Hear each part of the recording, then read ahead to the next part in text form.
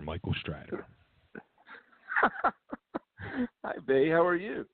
Good, man. How you doing? I'm awesome. Now that I'm on the phone with you. You're living the dream. Dreams are coming true right before your eyes. Living the dream. Maybe it's a nightmare. I don't know, but I'm living it, whatever it is. So how are you? I'm good, man. So you're mutual friends with Mr. Mark Gus Scott? Yes, I have known Gus for, probably about 25 years. And at first I was friends with Steve, the guitar player with Trickster. And then I met when I was out on the road with them for about a week, I think it was, when they were opening for Kiss on the Revenge Tour. Okay. And Steve, I used to work for Ted Nugent before that, and Steve told me, he said, man, Gus is a really huge Ted Nugent fan. Can you get something signed? And I said, yeah, I'll get him a poster. So I got him a poster signed by Nugent, and he kind of lost his mind and just loved it. He went crazy with it. Up until then, I really hadn't talked to him a lot, but as soon as he got that poster, he was like, he was on top of the world. It was very cool. I'll never forget that. We were actually on MTV whenever I gave it to him. Oh, wow. So that was cool. You've led an interesting life, man. Some may say. Like, I'm trying to figure out how the rock photographer became Mr. Homeland Security. Like, how does that work? Well, rock photographer, it's a great thing. It was, especially in the old days, it had its cool little perks,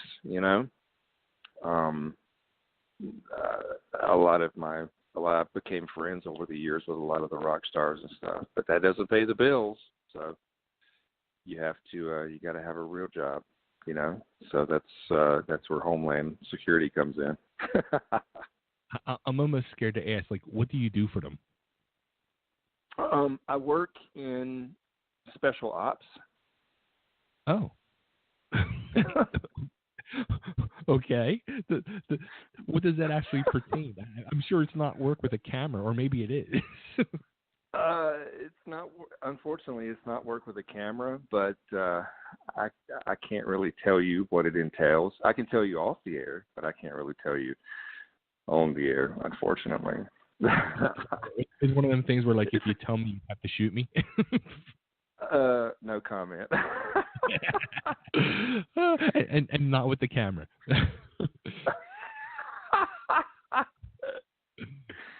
Yeah, it's a cool thing. I enjoy it, but I'd much rather just be a rock photographer, full time. But these days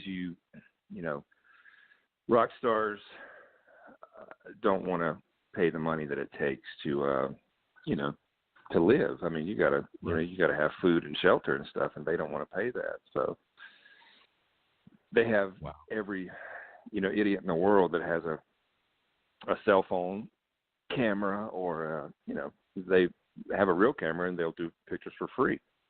Right. So it's not like it used to be, unfortunately. I was going to say, I guess, like, the internet and cell phones kind of killed, like, that whole kind of business for people like you. It did, in a way. It's really I have an iPhone X or iPhone 10, whatever it's called, and it's awesome. But the downside of it is it put most professional photographers out of business. And even when we were on top of the world, it's still, in all reality, it's still very hard to make a really nice living it's never been easy to do it with a camera. Never. Even before cell phones, and I love taking pictures with my iPhone, because I can take a picture and then go in and do one of the apps and just push a couple of buttons, and I can have an effect that looks better than something that it would take me half an hour to do on Photoshop. So, oh, wow.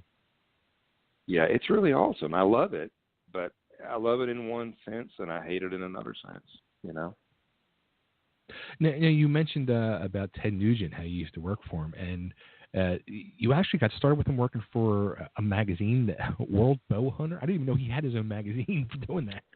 He did at that time. This was over 20 years ago. I think I first heard about him, through one of my best friends in New Jersey, and he was a part of Ted's World Bow Hunter organization. I think that's what it was called at that time. I can't remember. And he said, well, he's looking for regional directors for his hunting organization. And at the time, I was about 22, I guess. And I had never even met a rock star at that point in my life, and I was like, wow, this would be pretty cool. I can actually work for a rock star. Hell yeah, I'll do that. So I didn't know a lot about him and how intense he was and everything. And so I got in touch with his people, and their people got in touch with my people. And I think a couple months after that, I became his regional director for his hunting organization. Now, this is happening from a kid that had, I had hunted in my life, but not a lot. That just wasn't a big thing for me, but I didn't care. He was a rock star, and I was, working with him. So that's all that I cared about at that time. And so we had a lot of very interesting experiences. And, oh, God. I'll tell you about a funny story here in a second. But basically what happened, how I got into rock photography, I mean, he's responsible for that. He gave a friend of mine a photo pass, and my friend got sick. He couldn't go, and so I said, well, hey, I love taking pictures, so I'll take your place. So I took his place, and, I kind of fell into it. And, this led to that, and pretty much that was it. I mean, it was, I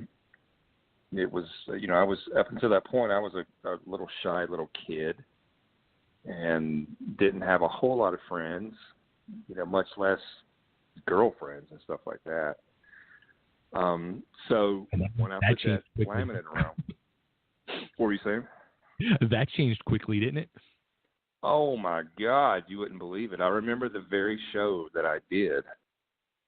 And when I walked in with the camera, I had this big camera around my neck and the all access pass, the laminate and stuff. And wow, everybody wanted to be my friend at that point. So I kind of fell into it, and I was, really, really intoxicated by it, all the attention, especially from the women. Sure. And that was pretty much it, I mean, it was better than drugs, really, at that point. It was definitely better than anything that I had ever experienced. So it was very, very nice. I wish it could have stayed like that, but it, obviously it didn't. Now, it was actually kind of like when I was going through and reading your bio and like stuff like that and interviews and stuff. That was the one thing, like you were just saying, like once you got that all access pass, like you never like realize it. You always hear like the stories about like road crew and stuff like that, and then the groupies trying to latch on with them just to get back there. And I'm really like, damn, I never even like thought about like even the photographers down in the pit getting that too. Well, I mean, in those days, it meant something. It was really incredible. And sure, I think it was better than being a roadie, because there were so many roadies or whatever. But when it was really crazy. Basically what happened was I was so, like I said, I came from a very, very small town with very few friends and not a lot of attention from people. And, I had idolized all these rock stars my entire life growing up. And when I went in, I came in with the camera and stuff, the past or whatever. I mean, I just got all this attention, and all of a sudden, all these rock stars that I was idling as a kid were my friends now, and all these people were kissing my ass and telling me how great I was, and I mean, that just went to my head. I mean, it was incredible, and I created like an alter ego that I would become when I was around these people, because I kind of, in my mind, I felt like they don't want to know the real me. They Right. want me to be on their level. So I created this alter ego, and after a while, it was really hard to know, hey, am I this person or am I this person? But I really, really, I really loved the alter ego side a whole lot more because of the attention. I mean, I was, what's not to love? You have attention from, everybody that you come in contact with when you're in these, crowds of people or whatever, Right. whether it's, Playboy playmates or supermodels or whatever. I mean, who wouldn't love this? It's Absolutely. incredible. Or what guy wouldn't love it, I guess. So it was an incredible time, and it was, in a way, it was a very difficult time and a very confusing time. So, but I loved it. I'll tell you that. I will say that much. It was really, really awesome, to say the least. You actually had like two of the biggest names in the music business actually point out to you about your ego. And before I even say about that, did you realize yourself before these people said to you things were getting out of control? No, because it was so big. I mean, I just kind of pushed it as far as I possibly could, and at that time, and I just was enjoying everything that was, up until that point, I thought was impossible. I mean, how would I have ever guessed that, I could be dating a supermodel or whatever the deal was. Right. And it was so out of control. And when Gene Simmons said that, it was like, Jesus. I mean, this dude has the biggest ego in the world. That's exactly what I thought when I read that. So I was like, hold it. Maybe there's a problem here. I mean, because he still does. And so when he said that, and he told me, he was like, dude, you really need to check your ego. I was like, holy shit. That's like Ozzy Osbourne saying, hey, man, you shouldn't do drugs. Right. So I, had to get it into check. And I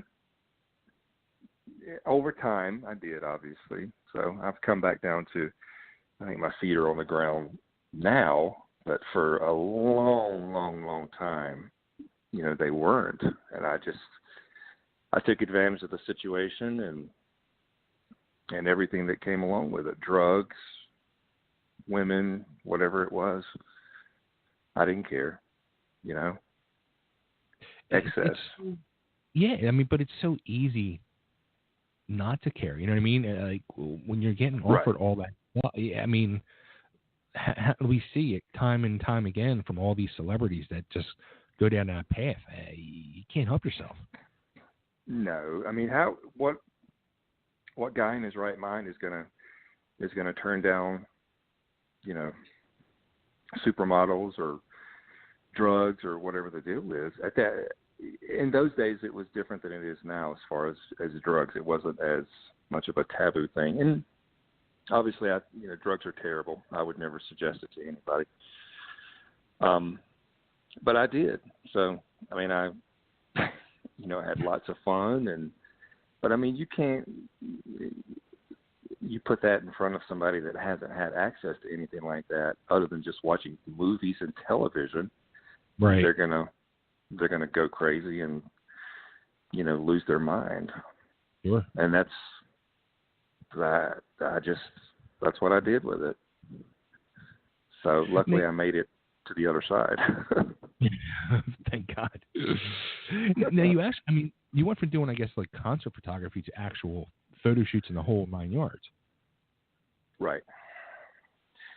I do, I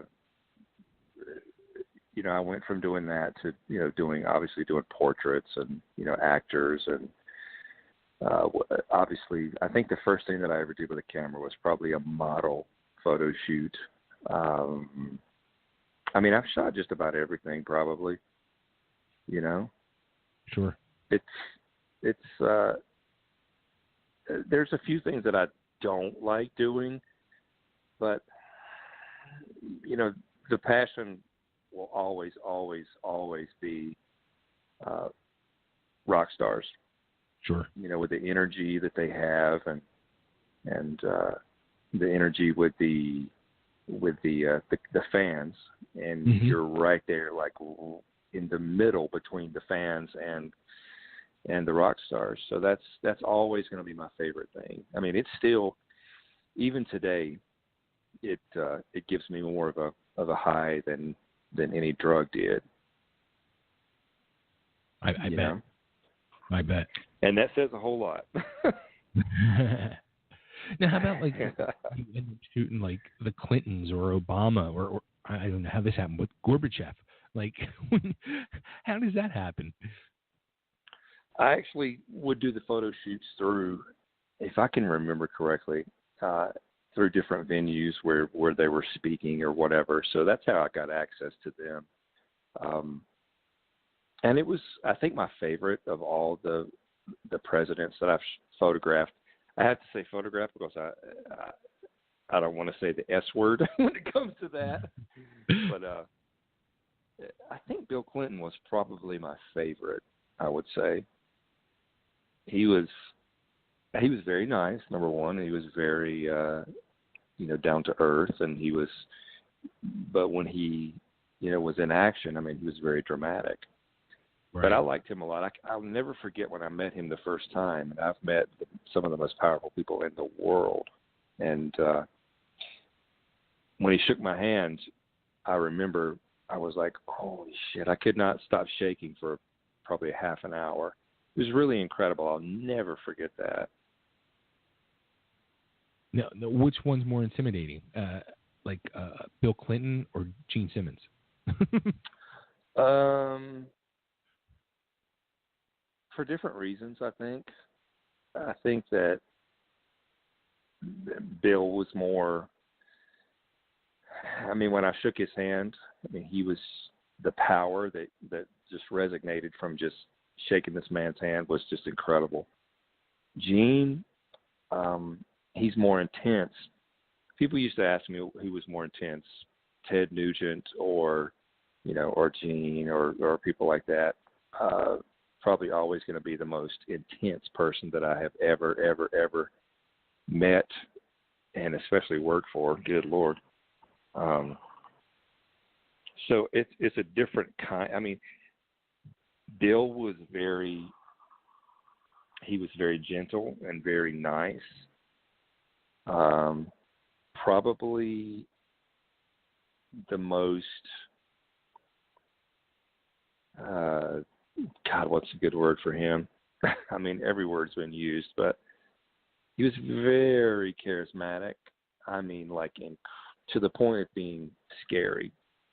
Wow. He could just look at you and convince you. He's the president, look at you and just convince you of anything that he wanted to, and you would believe it. Just in a split second, you would be like, yeah, wow, that's amazing. Yeah, you're right. So, but that's what he does. He's a politician. Right. But nevertheless, he was always great to me. Now, I read too that you had a couple bad experiences, and I'm sure you probably had more. But the two that I saw was you had an incident with David Lee Roth pouring some Jack on the camera. Yeah, I was shooting one of his concerts somewhere. I can't remember where it was, and he actually was drinking Jack Daniels, and he does that all the time. And I've always thought, maybe that's iced tea, or not iced tea, but maybe that's tea, and it's not really Jack Daniels. But he one night when I was doing photos with him, he poured it on my camera. So I was like, okay, so it actually is real Jack Daniels. It's really crazy. And it ruined the camera, ruined the lens. Everything was completely obliterated after that.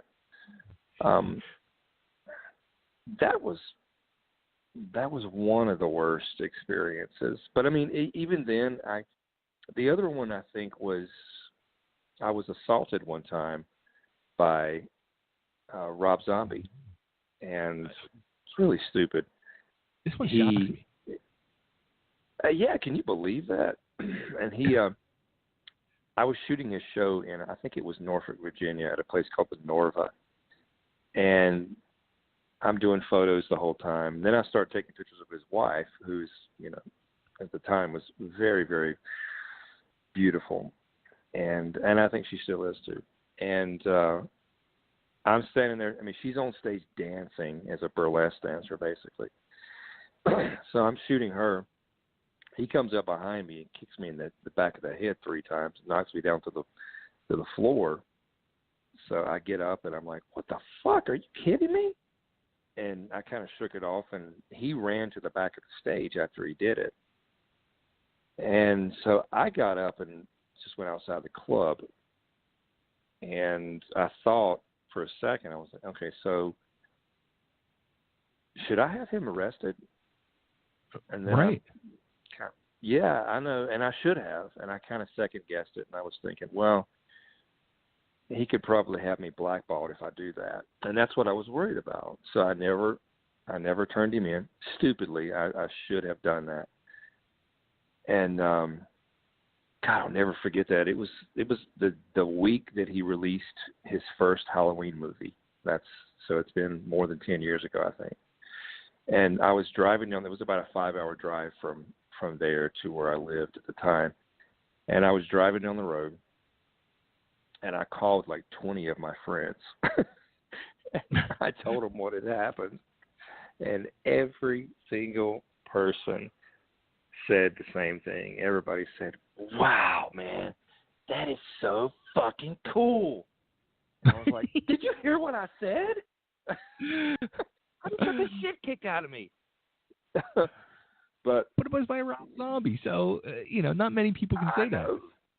This is true. But I look back on it and I was like, oh man, I should have had that guy arrested. I should have, and I didn't. I just let it go, So he always seems so chill too and relaxed. That's what I'm saying. That kind of shocks me. Yeah, he's kind of a Charles Manson type manipulation guy, basically. I know a lot of people that are in his inner circle, and he's really bad with that kind of stuff. He's really bad. He's not a good guy. But what are you going to do? I had my chance, and I didn't do anything about it. But I got some great shots that night. Hey, there you go. You got the job done. Yeah, I did what I came to do, So that's all that's important, I guess. Well, speaking of you came to do, and the main reason that we're really, we could sit and talk about photography all night, but this LifeAfter Project that you started, which from what it sounds like, it was really inspired by the suicide of a childhood friend of yours, Matthew. Yes, it was. I started, I guess, probably a little over 5 years ago. We first started it, and I lived in North Carolina at the time, so I had came to the realization that I wanted to actually do something to help other people, and so I was talking to a makeup artist friend of mine, and she said, "Well, why don't you do something for charity?" And I said, "Well, I don't know what I would do." So we thought about. First thing that came to mind was breast cancer, but I think that breast cancer, as much as it definitely needs it, I think breast cancer gets more funding than any charity. And it needs it. Like I said, it does need it. And so I thought, well, what about suicide prevention? So I had one of my best friends that committed suicide probably 8 or so years ago or whatever. Okay. And, so I contacted Dee Hirsch in California, in Los Angeles, and they suggested that we contact the National Suicide Prevention Lifeline, which is a national thing, because not everybody that would be involved with the book would be from Los Angeles. So I started creating a book of celebrities that are advocates for suicide prevention and substance abuse, which are, two of the same things a lot of times. Sure. And so we started doing that. I had a meeting with George Shapiro about donating to his organization called the Brent Shapiro. He's got the Brent Shapiro Foundation. So we're donating to that and the Suicide Prevention Lifeline, and we're also doing it with an organization called the Hope Squad, and they mentor children in schools across the country about suicide prevention. So yeah, that's what started this, and we finally got our 501c through the state of California, and that was a very long process. I can imagine. Jesus. Yeah, it was Actually, I was going to say, do you do you go around and speak, like you were saying, with this one program that goes around and teaches children about suicide awareness? Do you go around yourself and talk to people about this, or? We haven't started doing that as of yet, but we plan to sometime soon.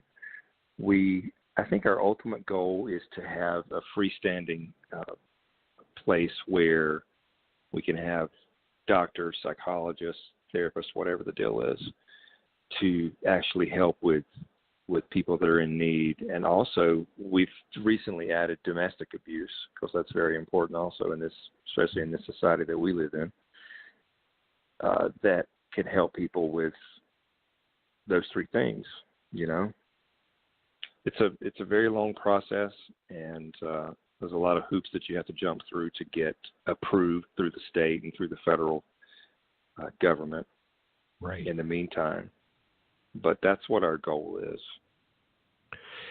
I mean, that's a lot of work. I mean, because actually, my wife, she's involved here locally with her own awareness. She's involved with one of the big cheesesteak kings out here, Tony Luke. His son passed away last year from a heroin overdose, and she's been working with him for the past 6 to 9 months.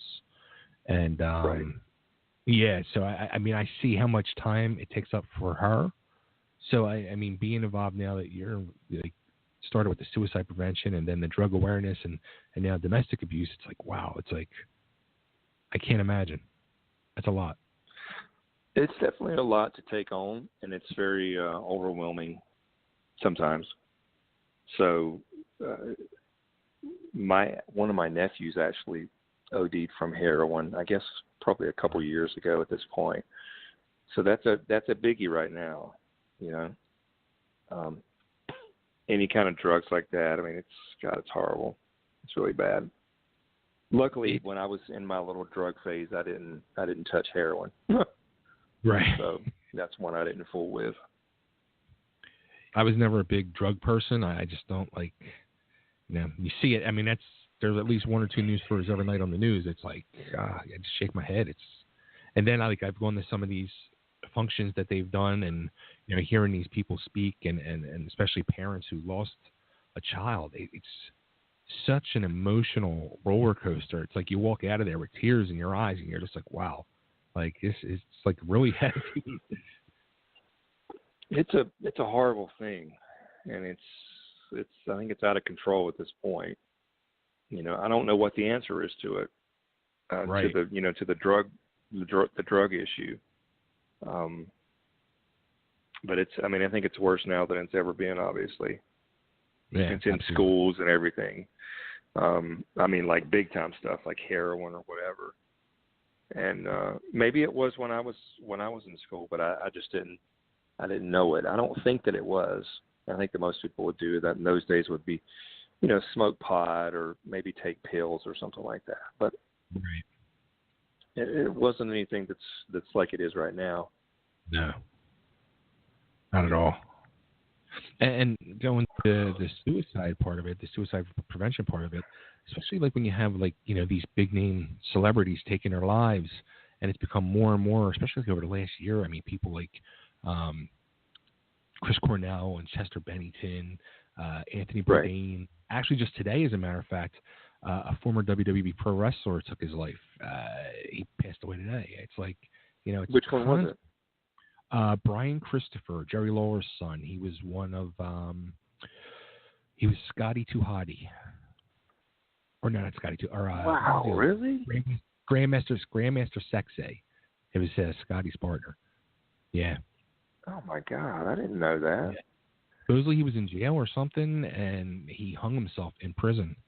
And they rushed him. He's been in the hospital for a couple of days, it sounded like, and passed away today. So it was Lawler's son. Yeah, his son. Ah, it's terrible. That's really bad. I've worked with several wrestlers throughout the years, you know, doing photos and stuff like that. And I actually worked with Bennington and Chris Cornell too. I saw your picture with Bennington. Well, Bennington, I could understand Bennington, but I was blown away with Chris Cornell. And Yeah. I think that I really believe that Cornell's death was probably due to the medicine that he was taking at the time. Obviously, I don't know all the details and stuff of it, but I think that was probably what it came from. And that's just my opinion, obviously. I'll tell you what, the scary part is, like, I suffer from depression, and all the meds that he was on, I was taking, Mm-hmm. and when the pictures came out of his meds, I was like, get the fuck, like, I was done. Like, I took all the pills and I threw them away. I'm like, fuck you, I don't want them no more. I'm done. Like, no more. Yeah, because it's supposed to help you and not make you commit suicide. So, I mean, Yeah. I don't know. I mean, I don't think that he was suicidal. I didn't see anything like that when I was around him, you know, but that's been years ago. But I do know that most everyone on the planet does at some point suffer from depression.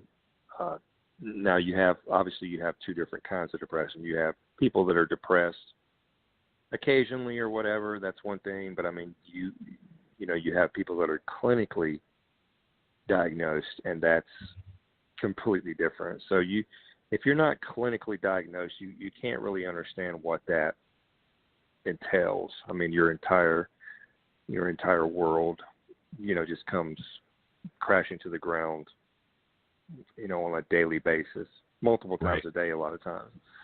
So I've had problems with depression, but luckily, you know, nothing to that extent, obviously. Mm-hmm. But yeah, I really believe that it was something to do with the medicine he was taking. I just don't think that he would have done that.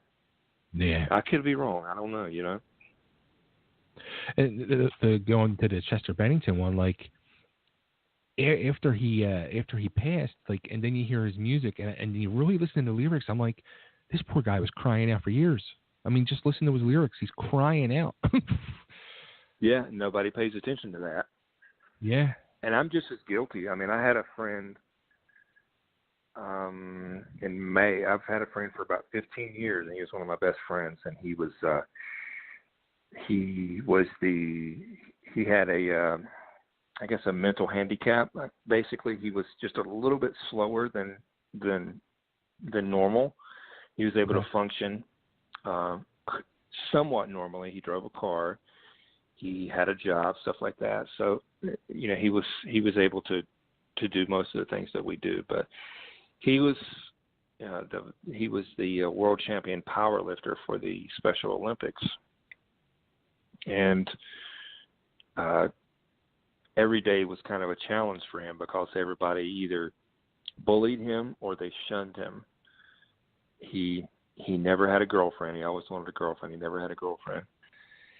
And I woke up one day and one of our mutual friends told me that he was found, and I was like, well, what the hell happened? And I thought that he probably had a heart attack or something like that.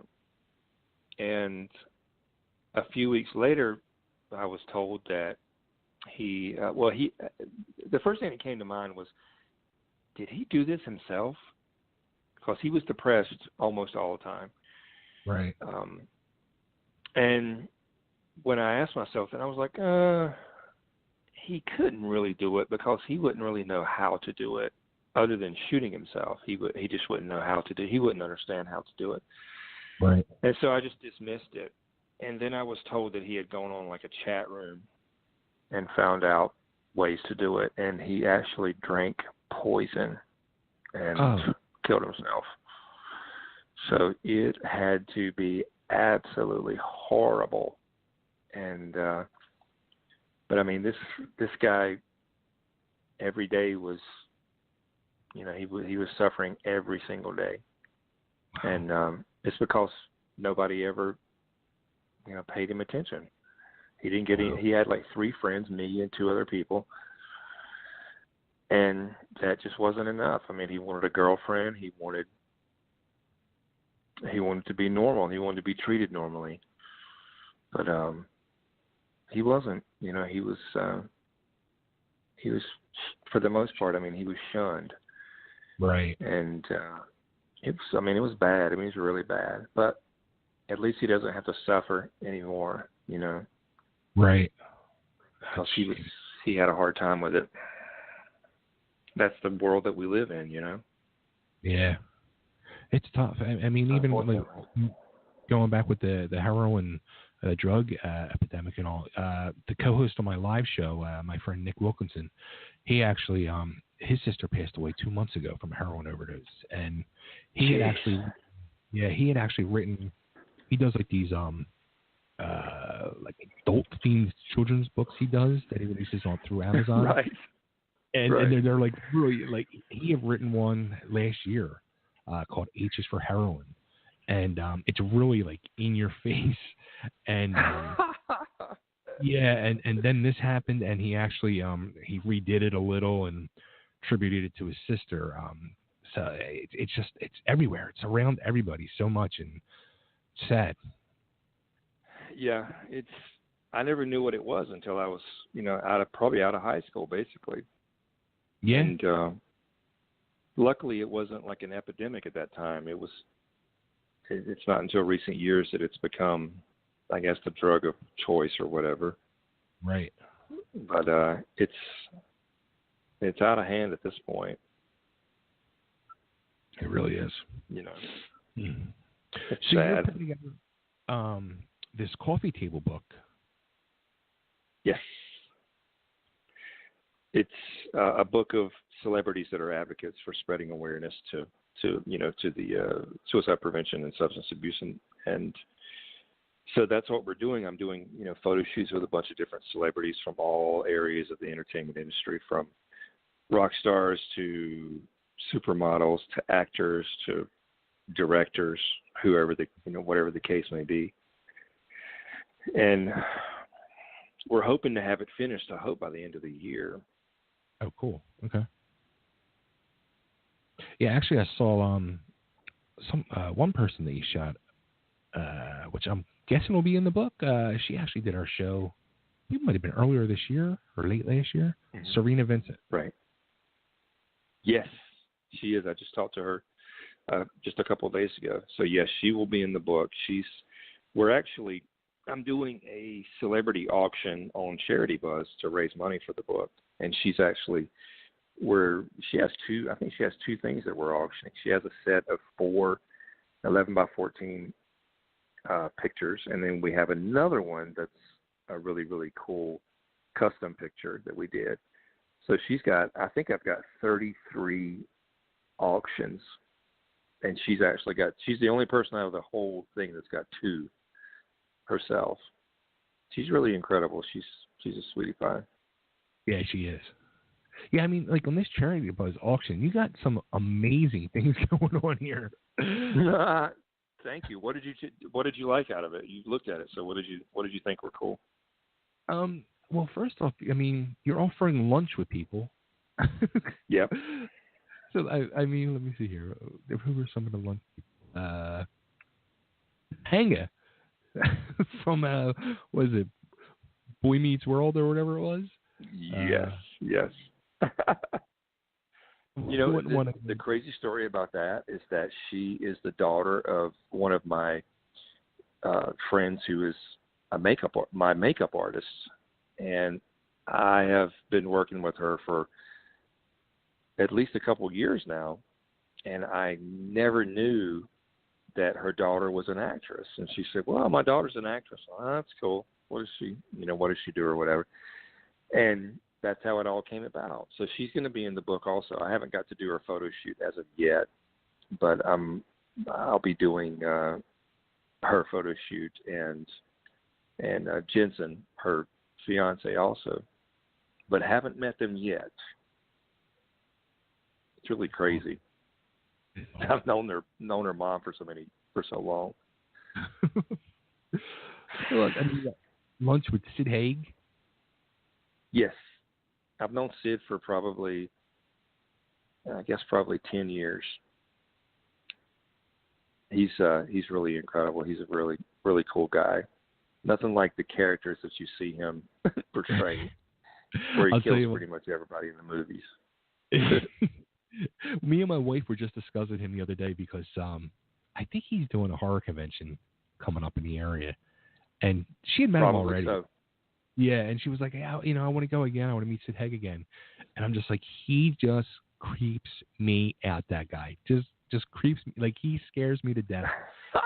and I remember him being the nicest guy. And she's like, but he was so nice. I'm like, he was, but he still scares me to death.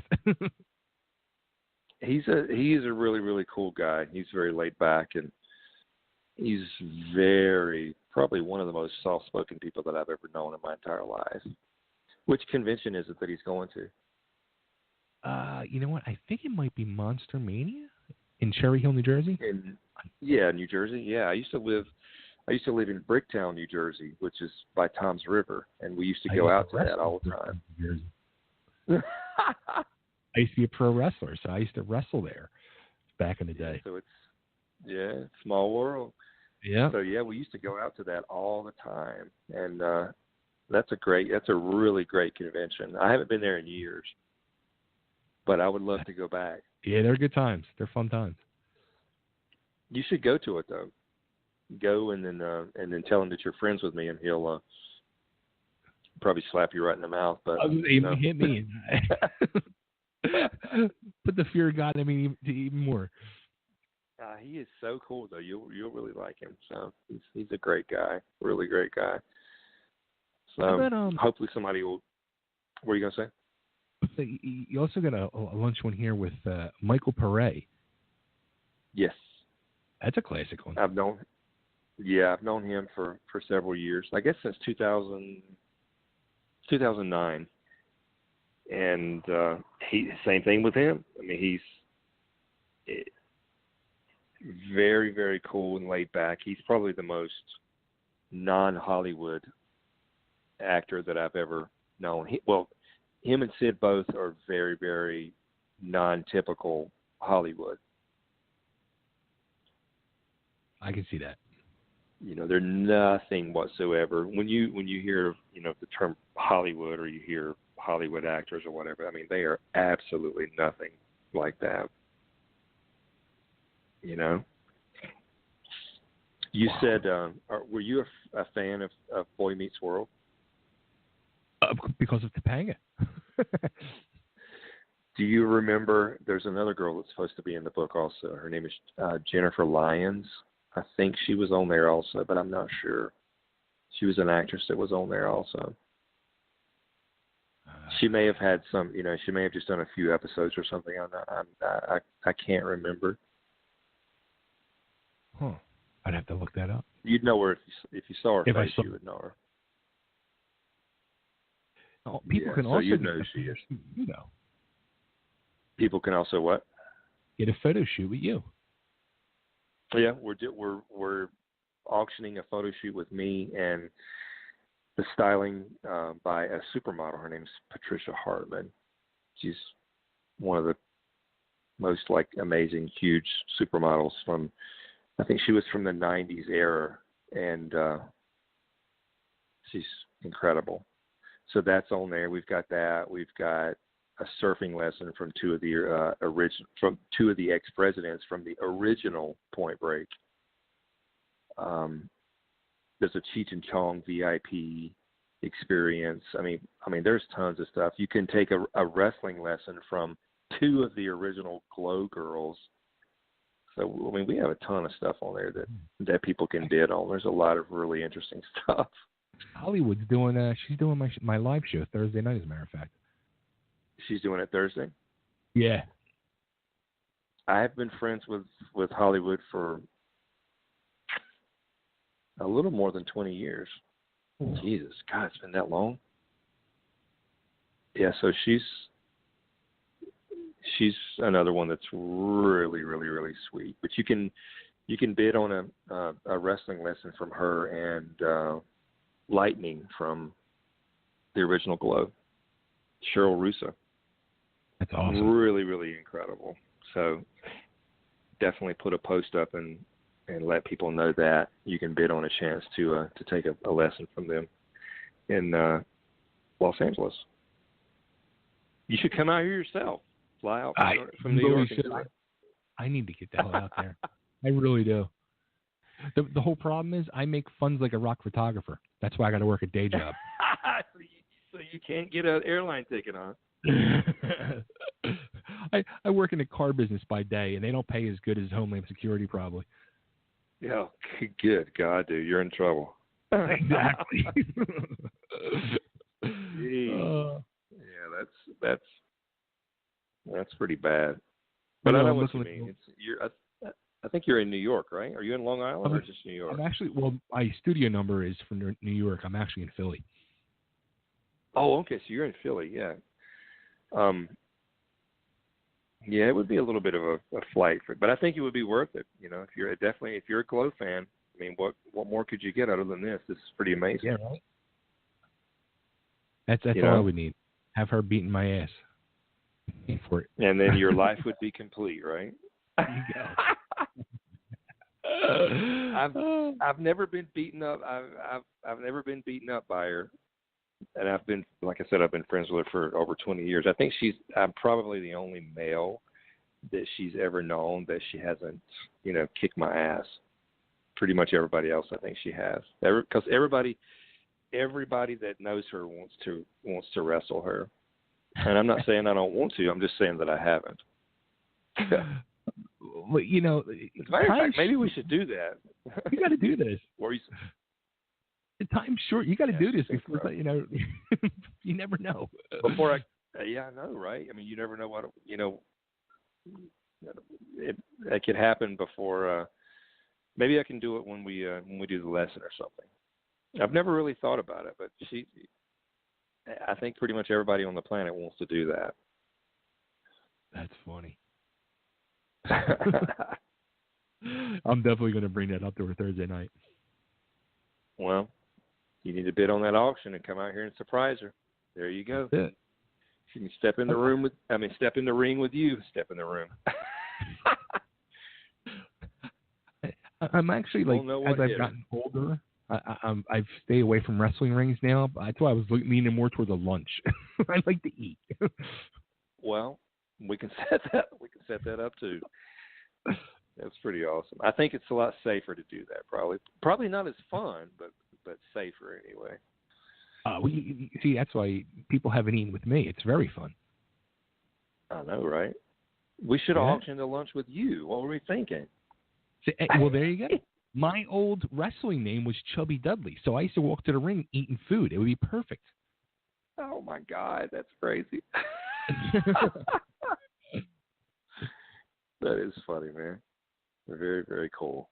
I might end up paying somebody to go to lunch with me, though, so it might not make you any money. You never know. You never know. Hopefully, we've already got some bids on hers, so I'm hoping somebody jacks it up really high so we can make some good money out of it, and whoever gets it will definitely have a really fun experience for sure. There's no doubt about it. Like I said, maybe I'll just bid on it myself. I'll just do that. Make your own donation. There you go. Well, there you go. And there's also amazing prints from you. Like you said, there's a Chester Bennington one, Gwen Stefani, Springsteen. Yes, we have. I think those are the rock and roll prints that we've got up, and we have the Serena prints, obviously. But the Springsteen is one of my favorite, probably of my career, and I really love the Kiss ones too. But Gwen, yes, Gwen is up there with one of my. She's definitely one of my favorites that I ever worked with.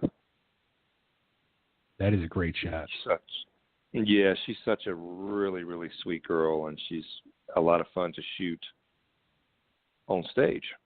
She's got a lot of energy, as you see in that picture, obviously. And was that picture taken before or after she told you about your ego? After. I think that was on the. I think the picture that I've got on there is from the Rocksteady tour. So it's been. Wow, that was 2000 and. I think it was 2002, if I remember correctly. Seems like it was just yesterday. Time's flying. Oh, time does fly. So, all right. So, where should we send everybody to go for Charity Buzz auctions for all the info on? Yes, definitely go to the. You can do the two things. We've got the it's lifeafterproject.org to see all the information that we've got that we do about the stuff that we do. But the charity with all the really cool auctions and stuff is it's charitybuzz.com. Now, you can get it to it a couple of different ways. You can go there and just, I think you can search for Life After, which is one word, LIFEAFTER. But you can, if you want to post a link somewhere, you can post a link and they can just go straight to all the auctions. So, you can see all the stuff that we've got up right now. I think everything ends on Thursday, around midday Thursday. Okay. And so we'll pump it out there. I mean, it's some pretty cool stuff. I really wish Hollywood was going to be on earlier in the day, and then we could talk about it and stuff. But I think she's going to be on later that night, right? Yeah, she'll be on 9:00 Eastern. So what's that? 6 your clock. 6 my time. Yeah. So yeah, she's incredible. Maybe I could. I don't know. Can you take calls? Like if I call in or something and talk or anything like that, or no? Absolutely. Okay, cool. Yeah. Yeah, so we definitely should touch base before then, and I'll call in and talk to her and we can come up with some cool stories. Cool. This will be fun. This will be a lot of fun. So I think it'll be a lot of fun for sure. Anytime that I talk to her, I'm going to see her in North Carolina in September. Yeah, September. I think early September, like September 6th. I think. We're doing a photo shoot, and then, we'll be doing the wrestling lesson sometime before the end of the year. We just don't know when it'll be yet. Very cool. So gives me time to. You still got time to bid. It gives you what? Time to get money together for plane ticket. Yeah, I'm telling you should bid on it. Definitely. If I were you, I would bid on it. That's so cool. Well, I'm going to steer the hell out of this stuff for you. Well, I really appreciate it, and so does she. Absolutely. And I will. I'll let you know. Maybe I'll air this. What's today? Sunday, Tuesday night. Maybe I'll air it Tuesday night. Cool.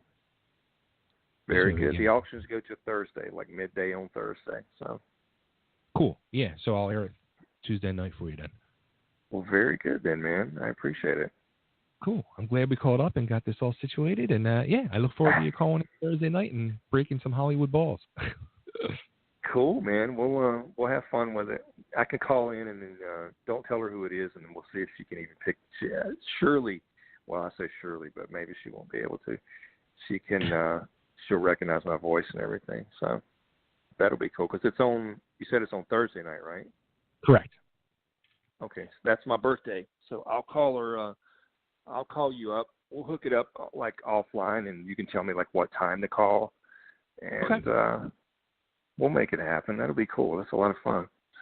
Yeah. Well, before the birthday celebration starts, we'll have some fun.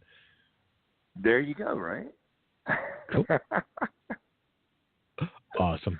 Well, cool, Mike, thanks again, man. This was great talking. It was a lot of fun. Well, thank you. I really appreciate it, man. I'll talk to you soon. Okay. Absolutely, man. Take care.